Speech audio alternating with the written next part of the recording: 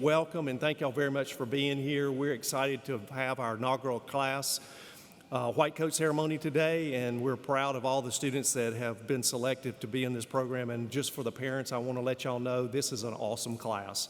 I've been in PA. Autumn Rhoda. This is the Mississippi clan that sits in the front. There's 25 from Autumn Rhoda, so we just have to recognize them. So some of them haven't made it here because they're still on the Trailways bus, but they'll be here shortly. So this is supposed to be a nice ceremony, so I got to get to the nice side of it. So thank you again for coming. We appreciate you being here. We are very fortunate to have great support at Samford University with our dean and the school. And again, I can't say, I've been in PA education for 20 years now, and I would have to say this is one of the best classes that I've had in school, and I'm really proud of them.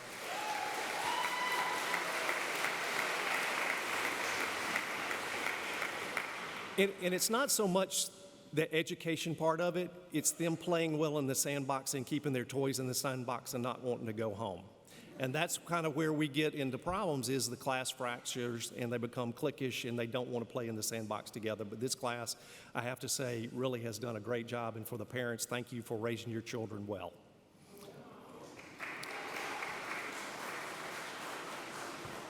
So I'd like to introduce our faculty that are here today. So first off is Mr. John Hurt. He is the Director of Academics.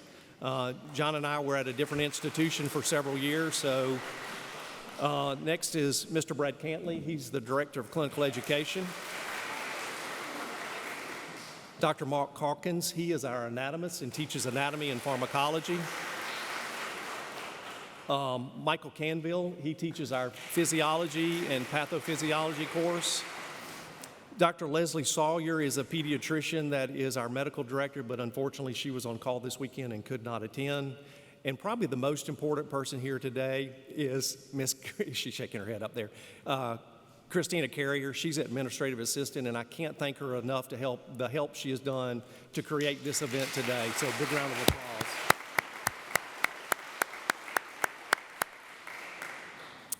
So our first speaker today is Dr.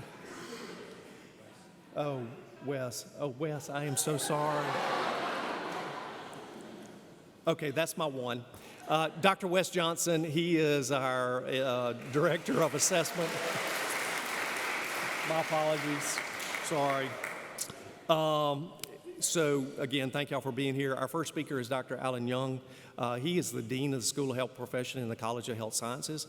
He got his undergraduate degree at James Madison, and got his master's degree at Appalachian State, and then got his PhD at University of Alabama in exercise physiology. So please welcome Dean Young.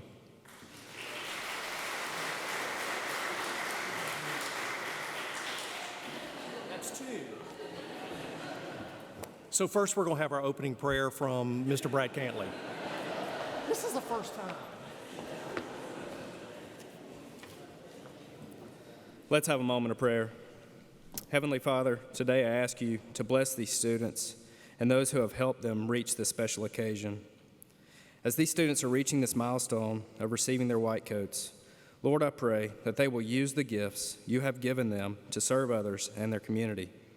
I pray that Christ will touch these students and bring them wisdom, courage, success in challenges, strength to do their best, and most importantly, faith to guide them in whatever they do and wherever they go. In Jesus' name we pray, amen.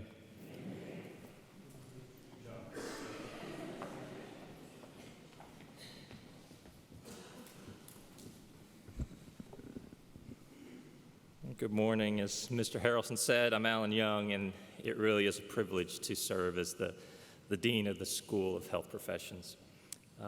I've been at Samford for 14 and a half years now, and every moment has been special, but today's ceremony may be one of the most special that I've been a part of, because this has been something that we've been dreaming about for many, many years. And to see this group of students in front of me now, on the verge of getting their white coats to progress really is, it's emotional for me. So I'm grateful that you guys are here. I'm grateful for all the family and friends that came. I'm grateful for all the faculty and staff that have helped make this possible. It is not an understatement to say that this is a dream come true.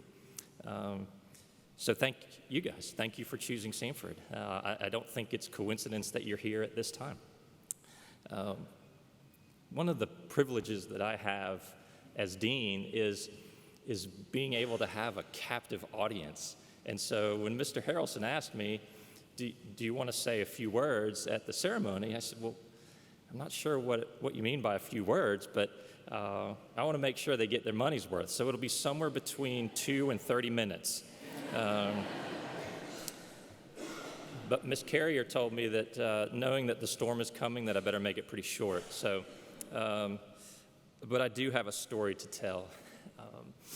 I like to share stories of real-world events and then try to find a principle that you guys can learn from. And really not just the students, it's really for everybody. So you may not know this about me, but I'm a track and field nerd.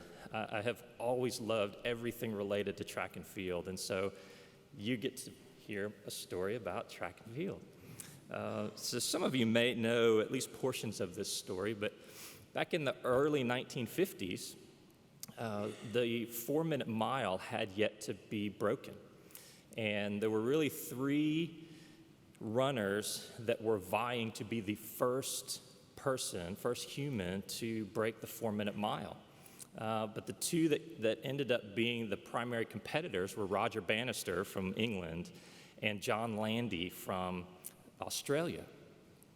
And so they were within, over a year's period, they were within a second or 2 seconds, sometimes even a fraction of a second of the 4-minute mile, but there was this barrier that just could not be broken. And on May 6th, 1954, Roger Bannister was in Oxford, not Mississippi. He was in Oxford, England, and the reason he was in Oxford, England, you may or may not know this, but he was a med student.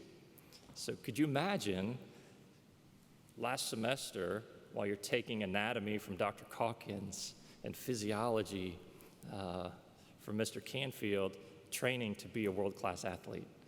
That's what Roger Bannister was doing. And so while he was in Oxford, England, on that date, he broke the 4-minute mile for the very first time. He ran 3 minutes, 59.4 seconds. And that made international news. Well, of course, John Landy in Australia was absolutely crushed because he wanted to be the first one to break the 4-minute mile. Well, 6 weeks later, John Landy did break the 4-minute mile. He ran a 3 minutes and 58 seconds. So he became the second person to break the 4-minute mile, but he also became the world record holder at that time. So fast forward 6 weeks, and so now it is August 7th, 1954, and it's the Commonwealth Games in Vancouver. So the competitors in this event are all former colonies of the British Empire, which obviously includes England and it includes Australia. So the most anticipated event was the mile. They called it the Mile of the Century because it was the only 2 humans who had ever broken the 4-minute mile running against each other for the very first time. So in this event, gun goes off and John Landy sprints to the front and he leads almost the entire way. So for about 1,500 meters, John Landy is in the front of this race, periodically checking behind him to see where his competitors are. Roger Bannister was typically in second place and sometimes closing the gap, sometimes falling behind. With about 75 meters to go, it's the last curve before they hit the straightaway for the final kick. John Landy looks to his left to see where Roger Bannister is, and simultaneously, Roger Bannister passes him on the right. And Roger Bannister wins the race. So imagine the buildup of this race. John Landy is in front the entire time. He turns around to see who's behind him, and when he looks back to the finish line, Roger Bannister's finished the race and won, crushing defeat. But it gets worse for John Landy. What is now known as the moment, when John Landy looks to the left and Roger Bannister passes on the right, a photograph was taken at that moment, and it was plastered all over the newspapers the next day. So imagine, not only do you lose the race of the century, you wake up the next morning and newspapers all over the world have a picture of you looking behind while you get past. Pretty devastating, pretty embarrassing. But it gets worse. A sculptor decided to take that photograph and create a statue. And the statue is also called The Moment. And it is John Landy looking to the left and Roger Bannister passing him on the right. And that statue sits outside the track where it occurred in Vancouver for generations to see. So what do we learn from this? Lots of things, but I'll just focus on a couple. From Roger Bannister, what do we learn? He's behind most of the race. And who knows what's going through his mind? Is he thinking, I can't catch this guy? The famous basketball coach Jim Valvano said, don't give up. Don't ever give up. So that's one message I get from Roger Bannister. The other is from the writer of Hebrews, and it's a familiar verse, run with perseverance the race that's set before you. So Roger Bannister never gave up. He persevered in that race, and he won. And what about John Landy? What do we learn from him? Probably lots of lessons, but one is, if you spend your life looking behind you or looking at what other people are doing, you might miss the blessing that God has for you. God has a plan for your life that is for you. And if you spend your time looking at what other people are doing, you may miss that blessing. Now, fortunately, the story doesn't end there for John Landy. This is a good story of redemption.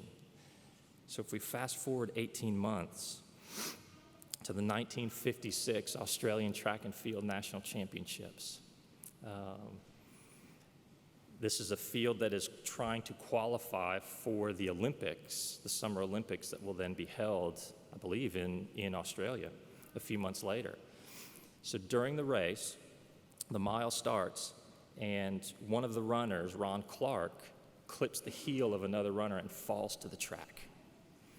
And while all of the other runners in the race continue on towards the finish line, John Landy stops, and he checks to make sure that Ron Clark is okay, and he helps him to his feet. Once he finds out that he's okay and he's on his feet, John Landy takes off. There's a verse in 1 Peter 5:6 that says, humble yourselves, therefore, under the mighty hand of God, so that at the proper time he may exalt you. So John Landy humbled himself. He took time to help somebody else, risked his results, risked missing the Olympics to help somebody else. You know what happened? He won the race. He was exalted by helping somebody else. And it gets even better. So this was in 1956. In 1999, the Australian National Hall of Fame sporting organization named that moment the greatest, I want to make sure I name it properly. It was Australia's finest sports moment in the entire 20th century. All right, talk about redemption. It gets even better. If you go to Australia, to Olympic Park, you will see a statue there called Sportsmanship. And it is a statue of John Landy reaching down to help his competitor up. So John Landy's story did not end with a failure. And you, just like all of us, have past failures. You have regrets. You have mistakes. You made bad choices. That's part of being human. But you're not defined by your mistakes. You're not defined by your poor choices. In fact, your story has yet to be written, because today you embark on a new phase, a new step as you receive your white coat. This is just the beginning of your story. So as you take this next step to becoming a PA, there's just a couple of things I want you to remember from this story. Maybe you remember all of it. Maybe you can recite it. But just a few things. No matter what challenge lies before you, run your race with perseverance. Don't ever give up. Don't ever give up. Number 2, stay focused on the plan that God has for your life. It's a plan that is only for you. It is only for you to fulfill. And that is what's going to bring you joy and fulfillment and contentment, is following the plan that God has for your life. Trying to follow somebody else's plan is when you start to lose the joy and contentment. It's your plan. Follow the plan God has for you. And number 3, know that your story and your legacy have yet to be written. In fact, today, it just marks the beginning. So as John Landy did, humble yourselves, therefore, under the mighty hand of God, so that in the proper time, he may exalt you. I know that all of you were made to do great things. The future is very bright for you, and I'm overly excited to watch that unfold for each of you, and for you to be able to come back and tell us stories about how God has exalted you. So congratulations, and know that I'm very proud of you.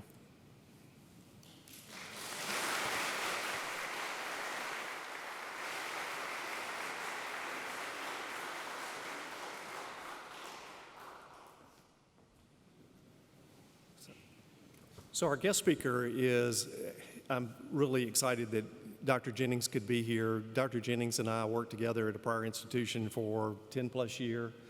And she was my mentor growing as a young faculty member, and I'm really pleased that she was able to come give our inaugural white coat ceremony speech. And so Dr. Jennings went to Duke University and got her physician assistant degree there, and then later attended University of Kentucky and got her PhD. So I'd like to welcome Dr. Pat Jennings.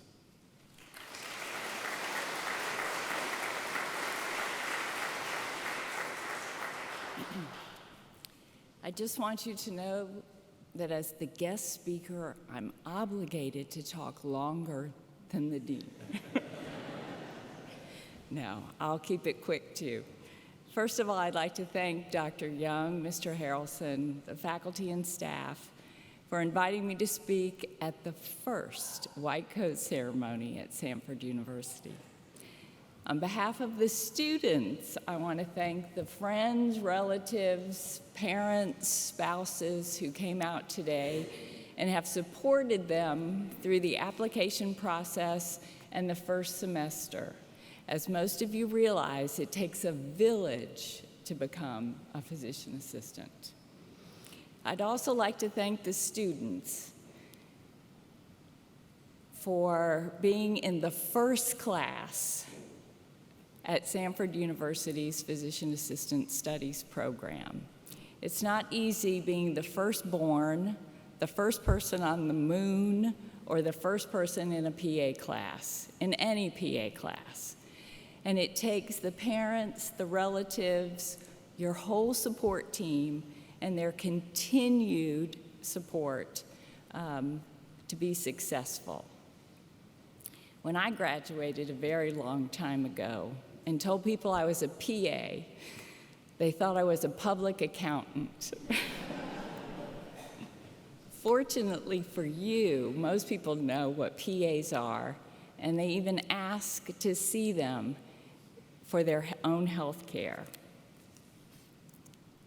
So I thought I'd kind of go over a little bit about what a physician assistant is. So physician assistants are medical professionals who diagnose illness, develop and manage treatment plans, prescribe medications, and often serve as a patient's principal healthcare provider. PAs practice in every state, in every setting, improving healthcare access and quality of care. Dr. Eugene Stead of the Duke University Medical Center, Mr. Harrelson always teases me because I work Duke into at least one time into my speeches. He put together the first PA class in 1965. He took 4 corpsmen who had extensive military training in Vietnam, and he developed a medical curriculum similar to the fast-track physician program that took place during World War II. Physician assistance programs continue this medical model of education. Like many careers within the healthcare professions, a career as a physician assistant is in great demand. The U.S. World and News Report ranked physician assistant profession number 3 in its list of 100 best jobs in the U.S. They just published a new study, January the 7th, 2020, and ranked it 2nd. The U.S. Department of Labor and Statistics reports that the physician assistant profession should see a 30% growth before 2024. I think most of you will get a job when you graduate. So let's talk a little bit about Samford's PA program. Anchored in Christian understanding, the mission of Samford University's Department of Physician Assistant Studies is to nurture and develop students both spiritually and academically to provide empathetic, compassionate patient care and service to the community. Samford's program, guided by their mission statement, helps PAs and PA students make an impact with their patients, in their communities, and for the profession, both locally and worldwide. So to the students, I would say, each time you put on your white coat, think about the individual and collective impact you're about to have as a PA. Remember, you're representing the PA profession, Samford University, as well as yourself. So let's talk a little bit about the white coat itself. With the possible exception of the priest's white collar, there is no workplace clothing as threaded with symbolism as the white coat. Trained surgeons, followed by physicians, began wearing white lab coats in the 1800s to distinguish themselves from quacks and snake oil healers who did not practice evidence-based medicine. And I'm sure you've heard the term evidence-based medicine more than you'd like. While 97% of medical schools have white coat ceremonies, the use of the white coat in clinical settings varies between institution and specialties. Pediatricians and psychiatrists have been more vocal about avoiding white coats, in part because they think that the patients find them threatening. The Mayo Clinic instructs its physicians to wear business attire, citing a need to break down this barrier. So you've got business attire versus the white coat. And as Dr. Johnson will tell you, you have to do research, right? So the University of Michigan, in the largest study of its kind, surveyed 4,000 patients at 10 U.S. academic medical centers and found that a physician's clothing affects how patients view their doctor, as well as how satisfied they are with their care. Physicians who wore a white coat over business attire were deemed more knowledgeable, trustworthy, caring, approachable, particularly in individuals over the age of 65. Physicians who wore a white coat over business attire were deemed, there's my one. Doctors who wore scrubs with a white coat scored the next highest, followed by those with business attire alone. There were some exceptions to the rule. Both in the operating room and the emergency room, patients preferred their practitioner to wear scrubs. So let's go even further back.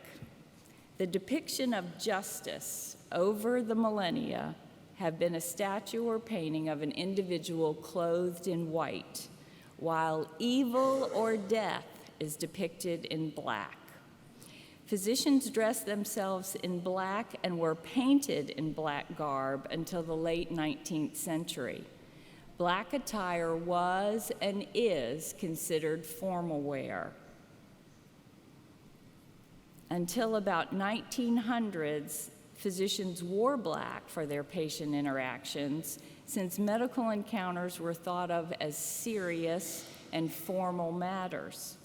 An additional or alternative possibility for the dark garb might be that until the late 19th century, seeking medical advice was usually a last resort and frequently a precursor to death. Until the last third of the 1800s, an encounter with a physician rarely benefited the patient. In fact, up to that point, virtually all of medicine entailed many worthless cures and much quackery. Thomas Eakins created one of America's greatest paintings in 1875 entitled The Gross Clinic. Here you see Dr. Samuel Gross and his assistants, all in black, performing a leg operation on a young man. It was Joseph Lister's contribution that moved medicine from home remedies and quackery to the realm of bioscience. In this slide, Dr. Agnew can be seen in a white smock with assistants also wearing white, suggesting a new sense of cleanliness pervaded the environment. The patient is swathed in white, and the nurse has on a white cap. Similarly, an 1889 photograph from the Massachusetts General Hospital archives shows surgeons in short-sleeved white coats over their street clothes. At the end of the 19th century and the beginning of the 20th century, when medicine became the truly scientific enterprise we now know, the whiteness or pureness of medicine became reflected in the garb of the physician. The 20th century, the white coat continues as a symbol of medical authority and respect, as advance after advance firmly established the patient-doctor relationship as a beneficial encounter. Many patients now view the white coat as a cloak of compassion and a symbol of the caring and hope they expect to receive from their practitioners. Now, you might have observed that the length of the white coat is different. Each length is significant because of the doctor or physician assistant's position and how long he or she has studied to be in that particular job. The length of the coat is based on the hierarchy of the doctor and/or physician assistant. Doctors and physician assistants start out wearing short coats to symbolize their commitment to lifelong learning. As they continue to study, their coats become longer and longer. So you see the short coat, which you all will be given today, and then in 2 short years, you'll get a long coat. Most medical students traditionally have a short coat presented to them in a symbolic white ceremony. when they begin their medical training. The length of the coat represents the student's journey on the way to becoming a licensed professional. After completing all requirements and becoming licensed, doctors and physician assistants are upgraded to the full-length white coat to symbolize their accomplishment.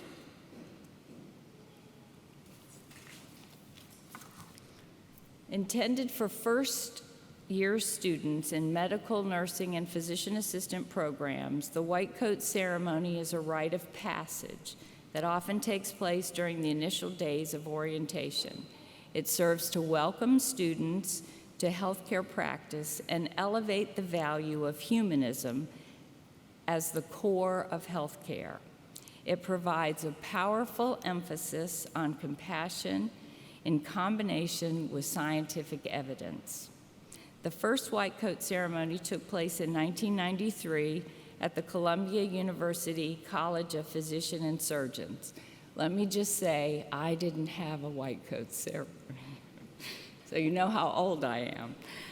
The most important element of the ceremony is the oath that students take in front of family members, school leadership, and their peers to acknowledge their central obligation of caring for the patient. The Hippocratic Oath is an oath of ethics, historically taken by physicians. It is one of the most widely known of Greek medical texts. In its original form, it requires a new physician to swear to uphold specific ethical standards. The oath is the earliest expression of medical ethics in the Western world, establishing several principles of medical ethics, which remain paramount today. These include the principles of medical confidentiality and non-maleficence. I would like to congratulate each of you today during this white coat ceremony. As you walk across the stage to receive your white coat, your journey in medicine just begins. In the words of Sir William Osler, the practice of medicine is an art, not a trade, a calling, not a business. You have answered that call. Thank you for inviting me to speak on this very important day. Hopefully you will invite me back for your graduation, and I'll watch you get your longer coats. So, thank you again.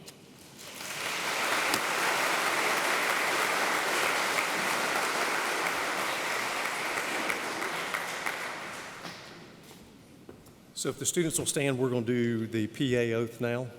And Dr. Wes Johnson is going to help y'all recite this, and it's listed in your program if the family want to follow along. So I have the privilege of leading you guys in the first time that you say your oath. As you say this isn't just words. This is an oath, okay? So let's all follow together. You guys ready? All right. I pledge to perform the following duties with honesty and dedication. I will hold as my primary responsibility the health, safety, welfare, and dignity of all human beings. I will uphold the tenets of patient autonomy, beneficence, non-maleficence, and justice. I will recognize and promote the value of diversity. I will treat equally all persons who seek my care. I will hold in confidence the information shared in the course of practicing medicine. I will assess my personal capabilities and limitations, striving always to improve my medical practice. I will actively seek to expand my knowledge and skills, keeping abreast of advances in medicine. I will work with other members of the healthcare team to provide compassionate and effective care of patients. I will use my knowledge and experience to contribute to an improved community. I will respect my professional relationship with the physician. I will share and expand knowledge within the profession. These duties are pledged with sincerity and upon my honor.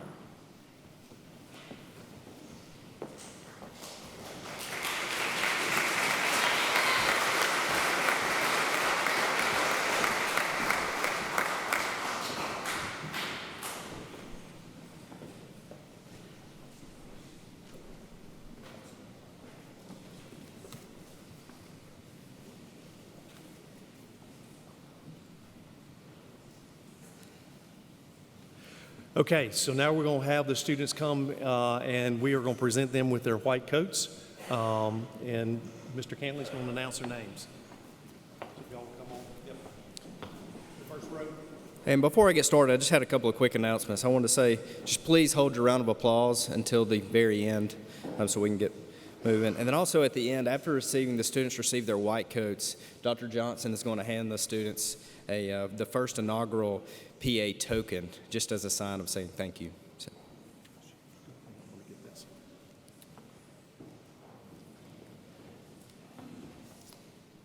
Rebecca Beasley.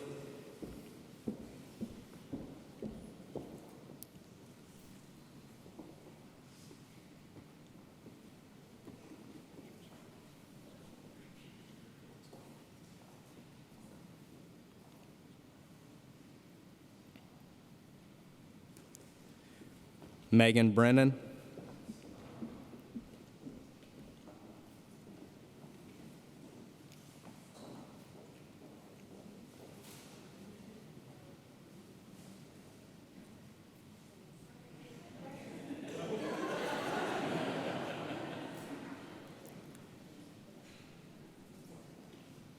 Molly Burchell.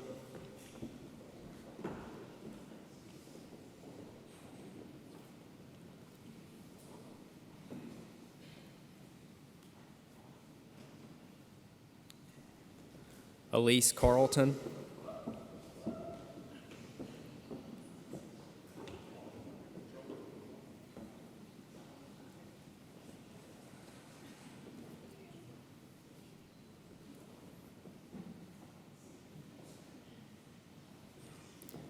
Megan Chapman.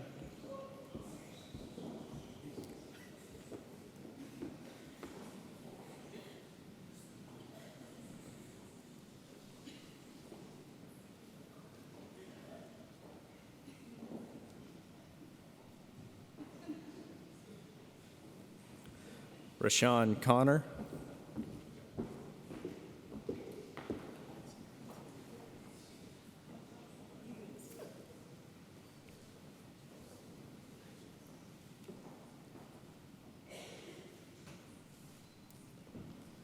Ayla Denon.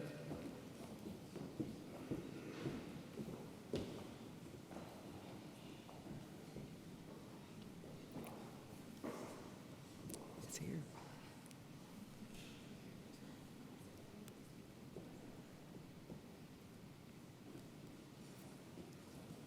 Mary Lee Derry.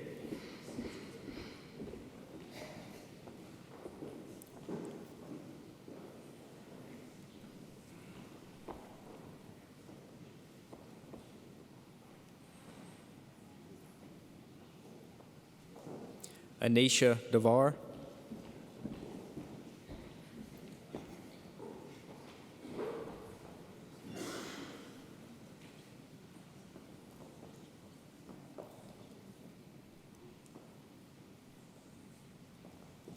Victor Englert.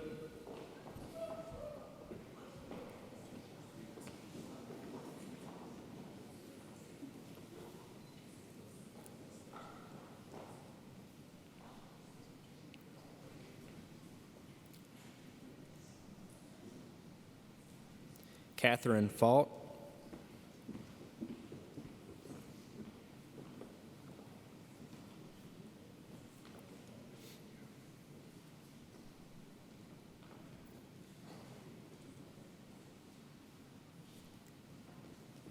Carly Flores.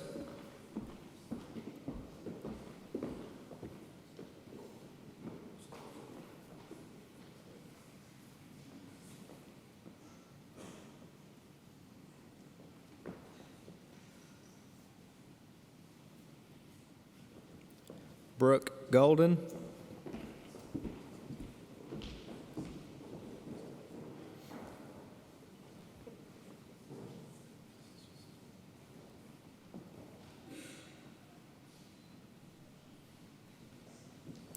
Richard Hall.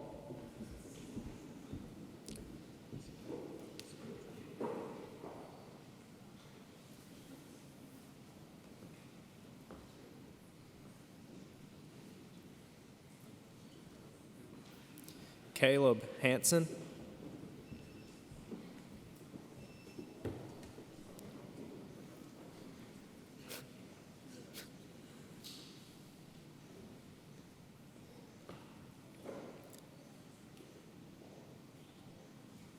Anna Hepburn.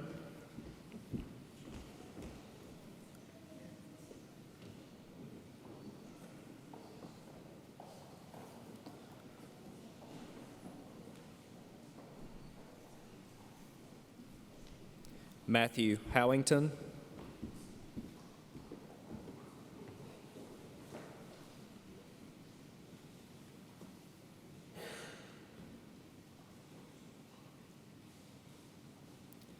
Erica Hutchins.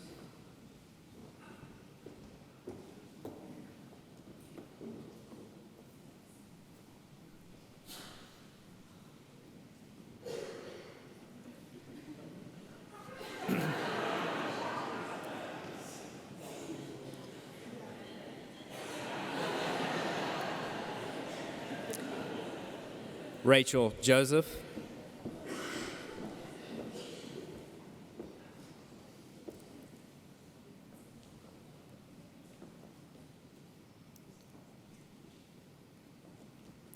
Meredith LaRoche.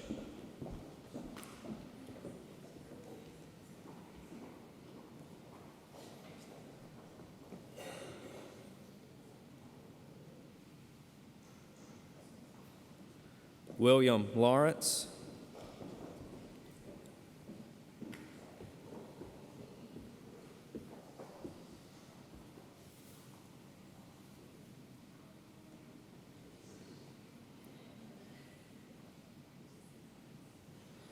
Zhang Li.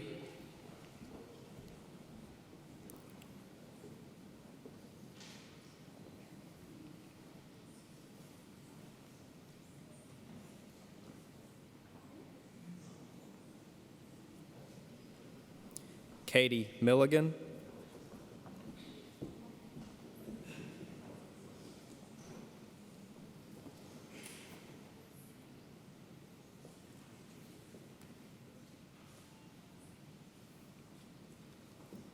Blakely Moody.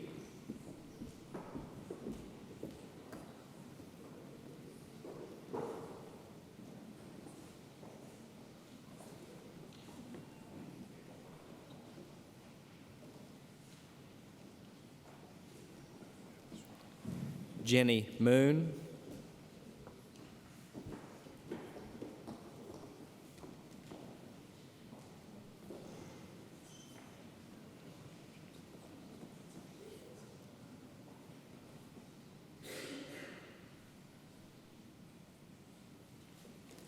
Autumn Rhoda.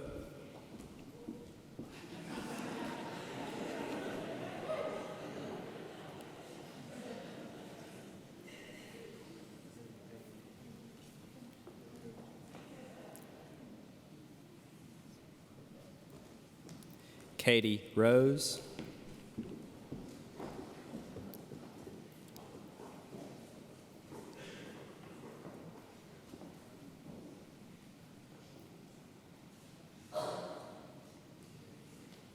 Juliana Ross.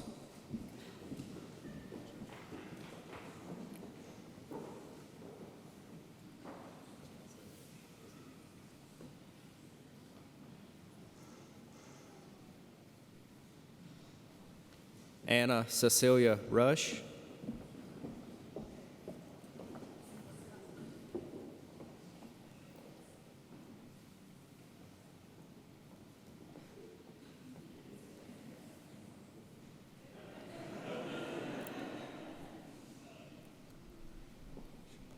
Layla Sharp.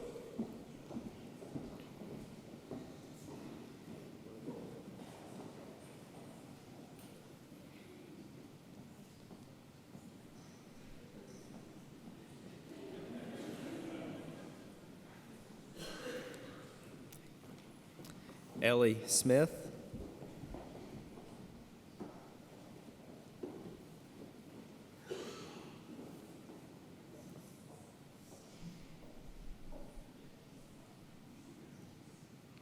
Hannah Smith.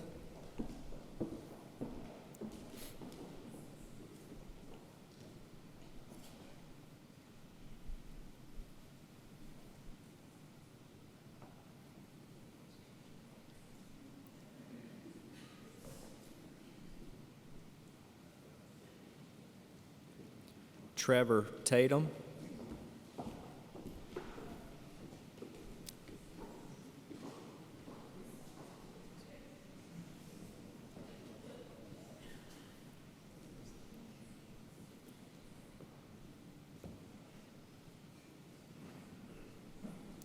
Hannah Walden.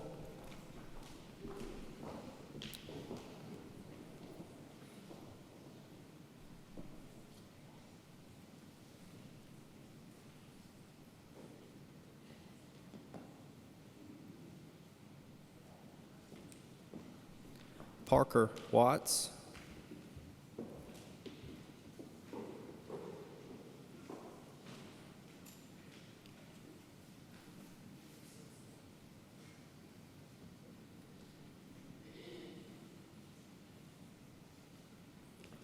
Courtney Webb.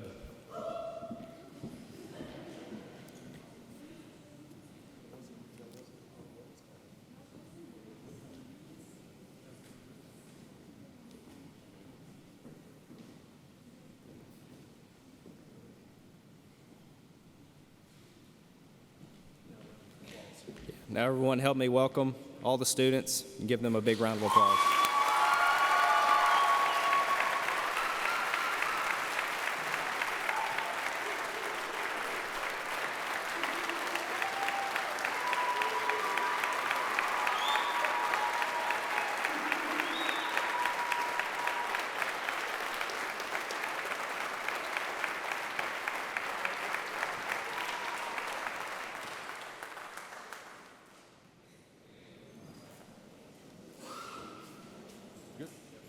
Congratulations.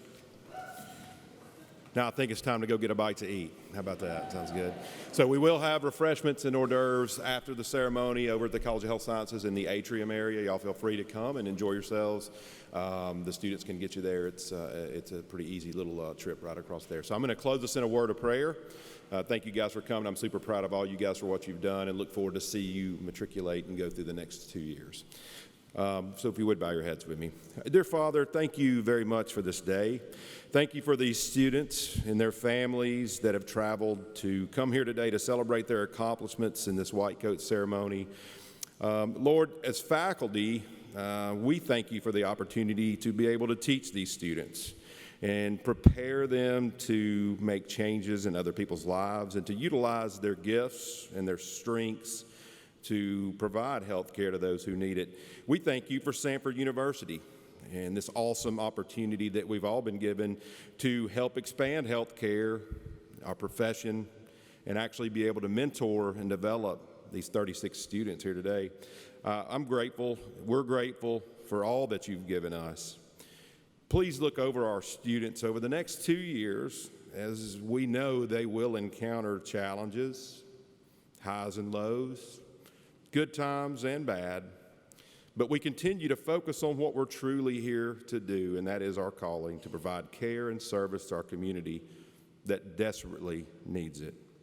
Go with us today, Father, and protect us, keep us safe with the weather and our travels, and it is in your name that I pray. Amen.